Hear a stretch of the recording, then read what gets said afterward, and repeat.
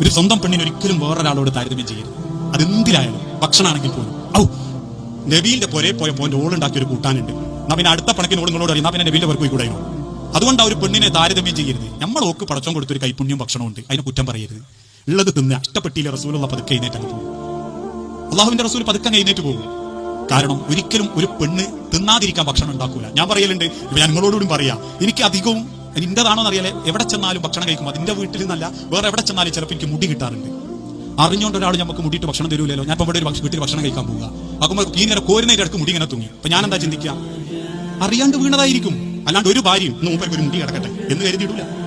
മൊയ്യാരെന്ന് വരുന്നാലും മൂപ്പർ അധികം തന്നരുത്, ഒരു മുടി കിടക്കട്ടെ വെക്കൂല. ആ തിരിച്ചറിവാണ് കുടുംബം, ആ ബോധം മനസ്സിലാക്കലാണ് കുടുംബം.